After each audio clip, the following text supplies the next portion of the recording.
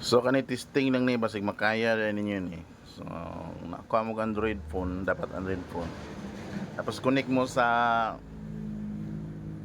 wifi ninyo para sa kwa example kani takunan piso wifi, click ninyo na click. Tapos pag mag-click na, magingon ana man na siya no, mura og obtaining IP address. I-click niyo na sa kilid kaning naay mura og hexagonal mo siguro ni. Murag hexagonal na formas kilid sa right. I-click ninyo na, tapos sa taas kanang naay murag square na mura og lapis. I-click nimo na.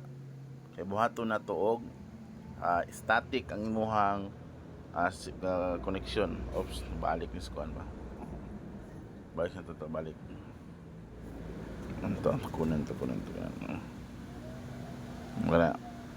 Balik sa ayo sa mag-explain pa ko.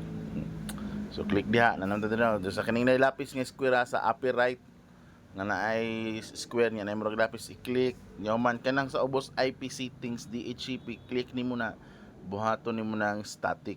So diri sa IP address kana lang gid imong hilabtan. Kana lang mo i-type 192.168.1.8 tapos save. So kung na-connect i-connect. Okay, naka-connect na. Makita niyo sa ibaba na ay mura og wifi indicator pero wala siya badlis-badlis pasabot. Wala siya signal.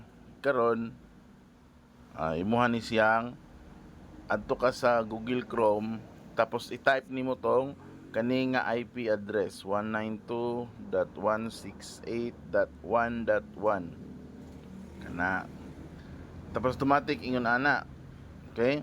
Ang username ani niya is admin, gamay tanan. Tapos ang password kay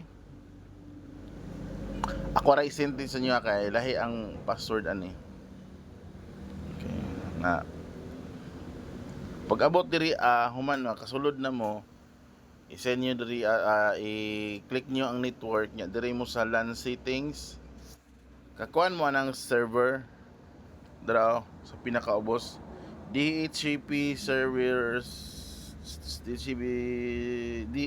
service kanang server i-click lang ninyo ay naka-off na din na tama day ang buhaton din ninyo diri sa LAN setup di ba ang nakabutang is 192.168.1.1 buhata lang na og bisan og 2.1 unya human pag-abot ana diri sa ubos apply pag humana na okay na ka ana lang ka simple. Okay.